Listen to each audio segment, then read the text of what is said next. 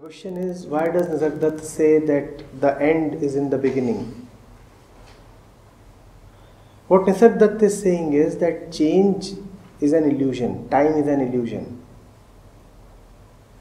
We start from one place and then we hope that time will bring us to another place. That cannot happen.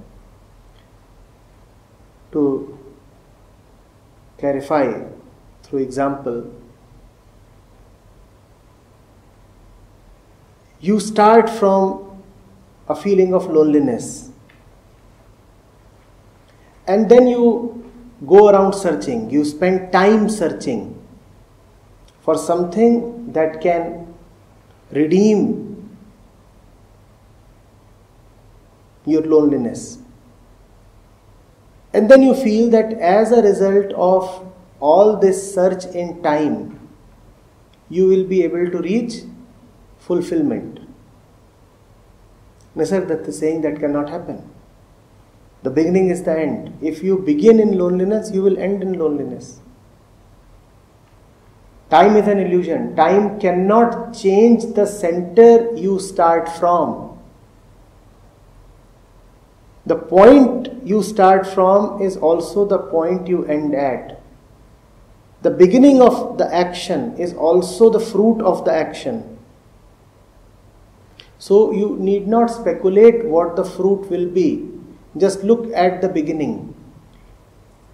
If you began from devotion, the fruit is going to be sweet.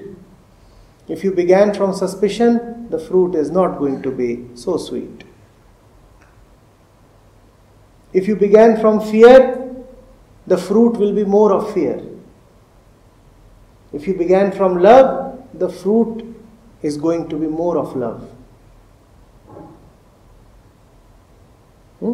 But the ego has a totally different and impossible wish. The ego says, I will start from fear, then pass through time and end in fearlessness. This cannot happen.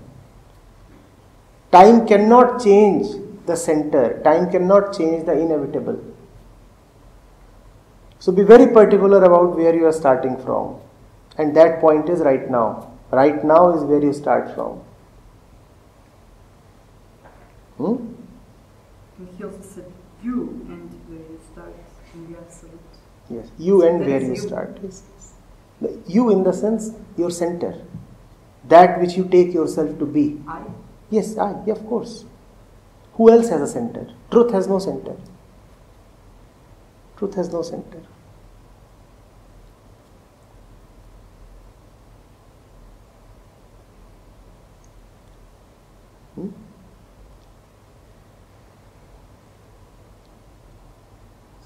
And when you are traveling in the truth, you begin in the truth and you end in the truth.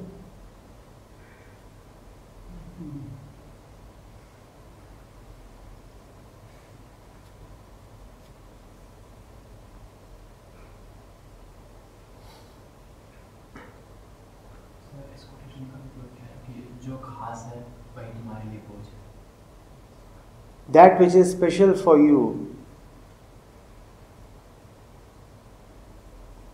is your baggage, your load, your stress, your tension. Is it not obvious? What else keeps going around in your mind? Do you keep remembering and thinking about that which is trivial and insignificant for you? What do you carry around in your mind? Oh, lots of falseness. Say that contradictions,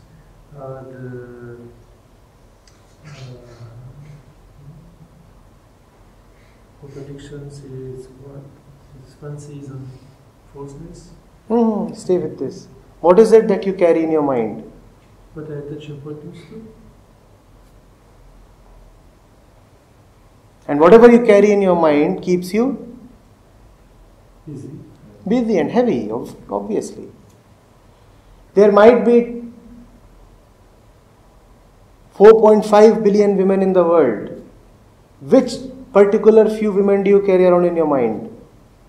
The ones that you find important. And what do they do to your mind? What do they do to your mind? What do they do to your mind? Busy, thinking. They engage you completely. They engage you completely. They exhaust you. So whatever is special for you is your own personal hell. Now let's come to what you were saying. Was it any different from this? No, similar. It says contradiction is the mark of the false. The real never contradicts itself. Yes, beautiful. And he gives some examples.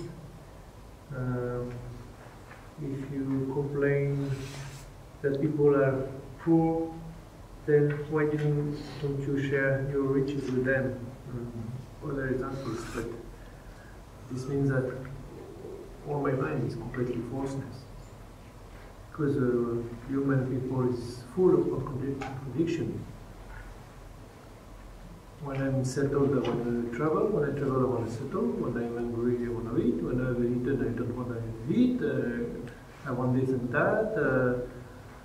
I want one thing on the contrary. I would like to be something, to get something, but I don't make efforts enough to get them or to be like that. And everything is full of contradiction.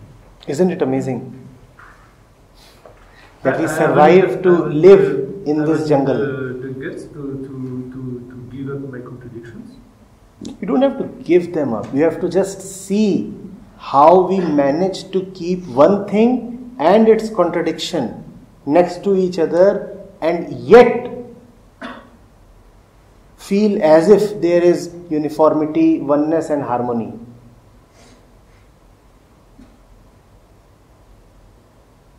Just to take the example Nisargadatta gave and carry it forward. You are traveling through a poverty-stricken area in your expensive car, and what are you saying? Oh, such poor people, such poor people. Don't you see the glaring contradiction? If you have really any concern, you'd stop. But we can do both. The mind can do both. The mind can maintain the attachment to the car and the attachment to humanitarian principles without seeing that these two are not in agreement with each other. Actually, both are false. The truth will always be in agreement with truth. If two things are contradicting each other, obviously they are both going to be false.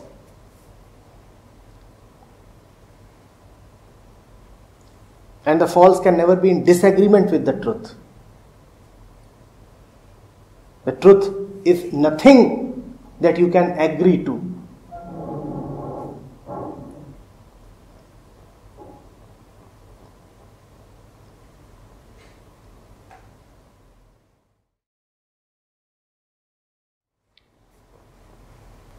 Wherever you are, you have to see that is just a particular position that you are attached to.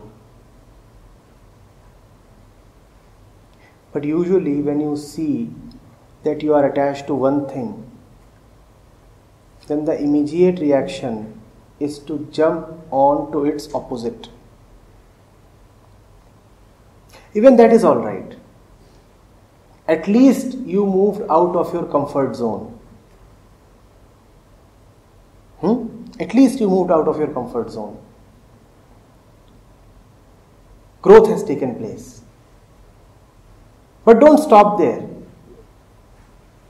You have to move out of the other place also that you are now attached to. The opposite place that has now become your home. You must leave that also. Let me exemplify.